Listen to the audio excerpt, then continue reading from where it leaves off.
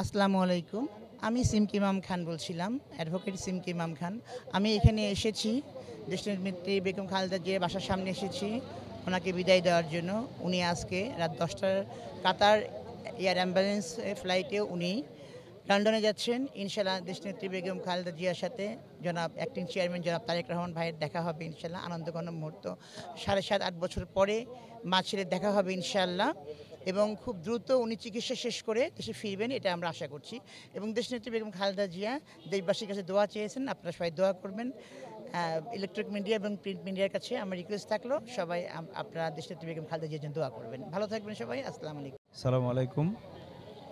আমাদের গণতন্ত্রের মা, আপসীন নেত্রী বেগম খালেদা জিয়া দীর্ঘদিন পর সুচিকিৎসার জন্য লন্ডনে যাচ্ছেন।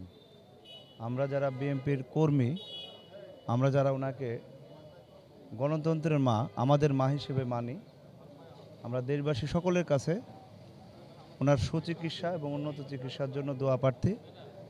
মহান রব্বুল আলামিন ওনাকে যেন সুস্থ করে আমাদের সবার মাঝে ফিরে নিয়ে আসেন, এই প্রত্যাশা আমরা করি।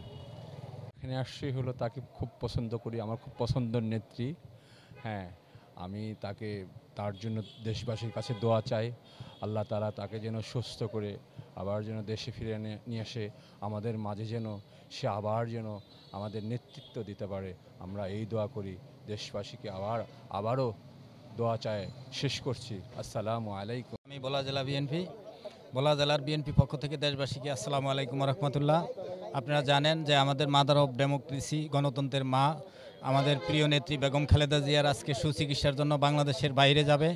এই আনন্দে আমরা আনন্দিত হয়ে আজকে ফিরোজার সামনে আমরা সকল দেশবাসীর কাছে আমাদের মায়ের জন্য দোয়া প্রার্থী, ভবিষ্যৎ প্রধানমন্ত্রী আমাদের প্রিয় রাষ্ট্রনায়ক তারেক রহমানের দীর্ঘ আন্দোলন সংগ্রামের মাঝে আমরা অপেক্ষিত যে উনি কখন বাংলাদেশে আসবেন, কখন বাংলাদেশের হাল ধরবেন, ভবিষ্যতে কখন রাষ্ট্র পরিচালনায় আসবেন, সেই দোয়া প্রাপ্তি আমাদের যে বর্তমান উপদেষ্টা, যে অনেক শহীদ রক্তের বিনিময়ে যে আমাদের প্রিয় ডক্টর মোহাম্মদ ইউনূস সাহেবের আজকে সহযোগিতায় যেই মামলা হামলা সব কিছু পরিবেশ মুক্ত আজকে এই ফিরোজার সামনে আমরা তার সফলতা কামনা করি।